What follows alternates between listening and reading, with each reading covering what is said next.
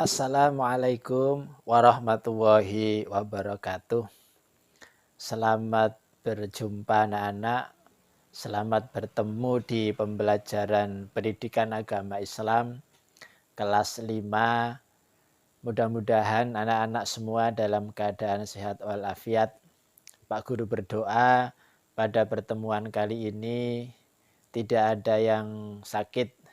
Kalaupun ada yang sakit, mudah-mudahan cepat disembuhkan oleh Allah Subhanahu wa taala.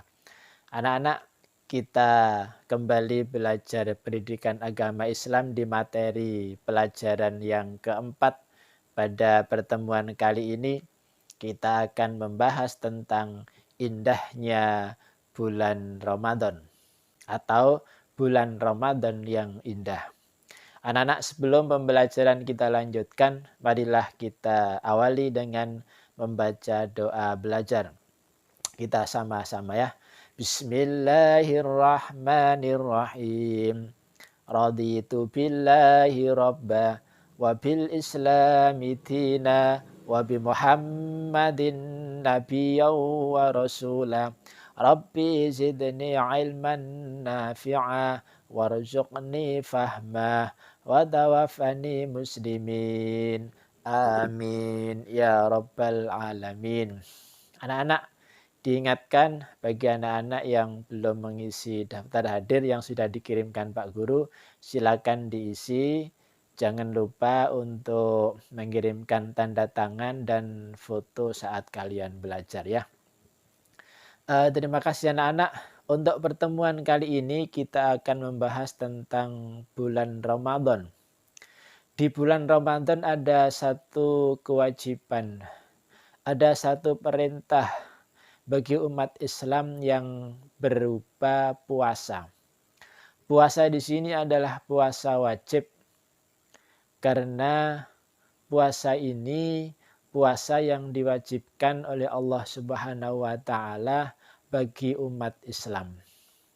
Dalam Al-Qur'an surat Al-Baqarah ayat 183 diterangkan bahwa Ya ayyuhalladzina amanu kutiba alaikumussyam kama kutiba alal ladzina min qablikum la'allakum tattaqun.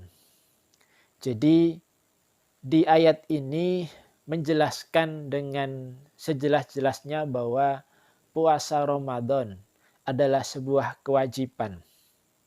Kewajiban bagi kalian sebagaimana diwajibkan terhadap orang-orang sebelum kamu.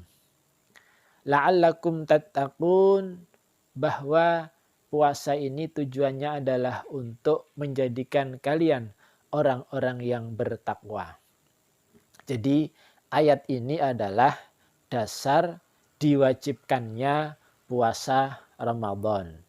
Jadi diingat ya anak-anak, Quran surat Al-Baqarah ayat 183 adalah ayat yang menerangkan tentang kewajiban puasa di bulan Ramadan.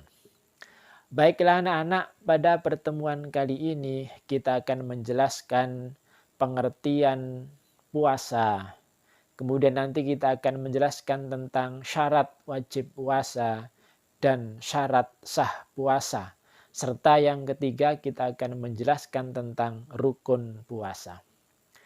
Itulah yang akan kita pelajari pada pertemuan kali ini dan kita mulai dengan pengertian puasa. Anak-anak, pengertian puasa ada pengertian menurut bahasa dan pengertian menurut ajaran agama Islam. Menurut bahasa, puasa dalam bahasa Arab disebut syam, yang artinya menahan. Jadi puasa dalam bahasa disebut syam, dalam bahasa Arab disebut syam, yang artinya adalah menahan. Sedangkan menurut ajaran Islam, puasa adalah menahan diri dari hal-hal yang membatalkan, mulai dari terbit fajar sampai dengan terbenamnya matahari. Diulangi lagi Pak Guru bahwa pengertian puasa menurut ajaran Islam adalah menahan diri dari hal-hal yang membatalkan. Mulai dari terbitnya fajar sampai terbenamnya matahari. Itulah anak-anak tentang pengertian puasa. Kemudian syarat wajib puasa.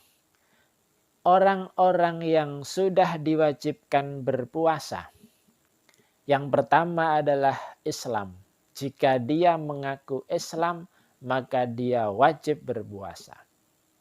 Jika dia tidak mau berpuasa, maka jangan jadi orang Islam. Bagi yang mengaku Islam, maka baginya wajib berpuasa.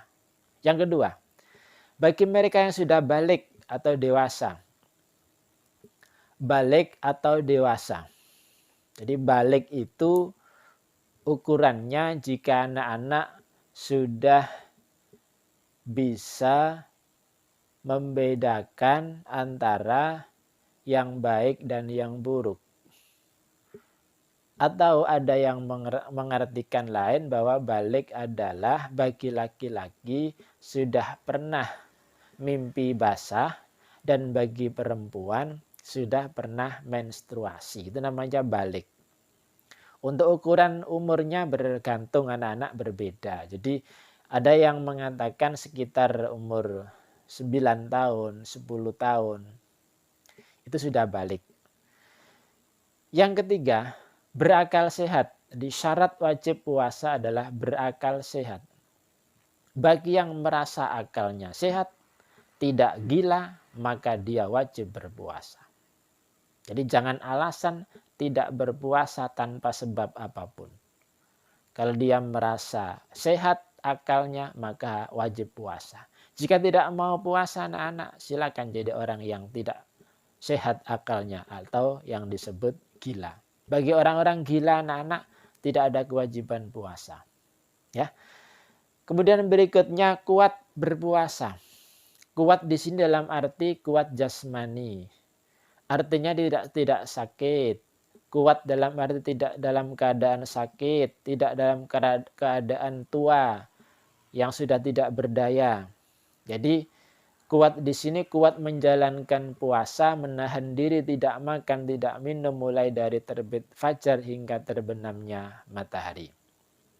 Nah, bagi yang mereka yang tidak kuat, maka ada kewajiban membayar fidyah. Membayar fidyah itu gantinya puasa. Ya, gantinya puasa membayar fidyah yaitu 1 mud bahan makanan pokok atau sama dengan 626 gram diberikan kepada fakir miskin selama dia tidak berpuasa. Sesuai dengan jumlah hari dia tidak berpuasa. Itu namanya fidyah. Kemudian berikutnya adalah syarat puasa. Syarat puasa yang pertama, syarat sah maksudnya. Syarat sah puasa yang pertama adalah Islam. Jadi syarat sah puasa yang pertama adalah Islam. Yang kedua adalah berakal. Yang ketiga adalah mumayyiz. Yang keempat suci dari haid atau nifas bagi wanita.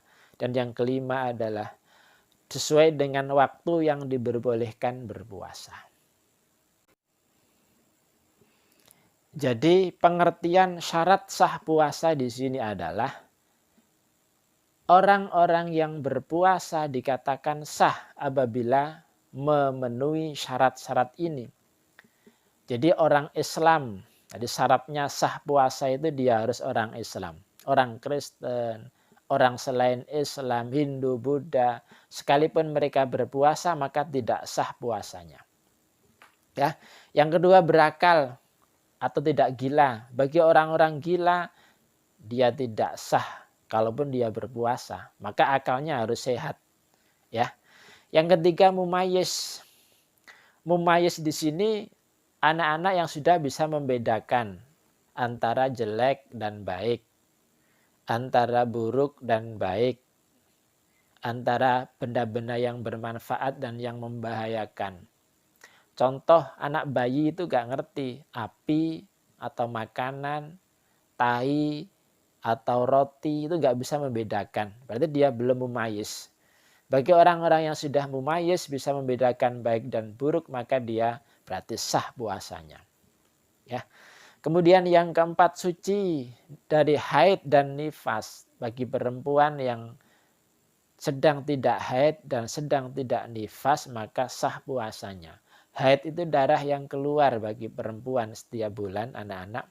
Dan nifas adalah darah yang keluar ketika sedang baru saja melahirkan. Itu namanya nifas. Ya. Bagi perempuan yang tidak dalam keadaan haid ataupun nifas, maka sahlah puasanya. Berikutnya, puasa itu dikatakan sah jika di waktu-waktu yang dibolehkan puasa. Apakah ada waktu yang tidak diperbolehkan puasa? Ada, anak-anak. Misalnya di hari raya Idul Fitri tanggal 1 Syawal, di hari raya Idul Adha di tanggal 10 Dzulhijjah itu haram berpuasa. Tanggal 11 Dzulhijjah, 12, 13, dari 11, 12, 13 Dzulhijjah itu haram berpuasa, namanya hari tasyrik. Di luar hari-hari yang diharamkan, maka dia sah puasanya. Begitu anak-anak ya. Baiklah, yang ketiga adalah Pak Guru menerangkan tentang rukun puasa. Ada 2 rukun puasa. Yang pertama niat. Bagi puasa wajib, puasa Ramadan harus niat di malam hari. Jika tidak niat di malam hari, maka tidak sahlah puasanya. Ya, di rukun itu sesuatu yang harus dilakukan, tidak boleh ditinggalkan, namanya rukun. Nah, puasa kalau puasa wajib maka niatnya harus di malam hari. Yang kedua, rukun puasa yang kedua adalah menahan diri dari hal-hal yang membatalkan, mulai dari terbit fajar hingga terbenam matahari. Jadi rukun puasa yang kedua menahan diri dari hal-hal yang membatalkan, mulai dari terbit fajar hingga terbenam matahari. Ada 2 rukun puasa anak-anak. Diingat-ingat, silakan dibuka bukunya, buku modulnya PAI, dibaca sambil mendengarkan penjelasan Pak Guru, ada di halaman 36 dan 37. Itu materi kita hari ini anak, pertemuan kali ini.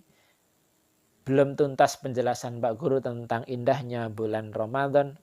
Bulan Ramadan yang indah, kita akan lanjutkan pertemuan ini di penjelasan ini di pertemuan yang akan datang. Insya Allah anak-anak, semoga bermanfaat. Mudah-mudahan anak-anak tetap sehat selalu. Semangat belajar di rumah. Semoga berkah dan bermanfaat. Diakhiri Pak Guru. Wassalamualaikum warahmatullahi wabarakatuh.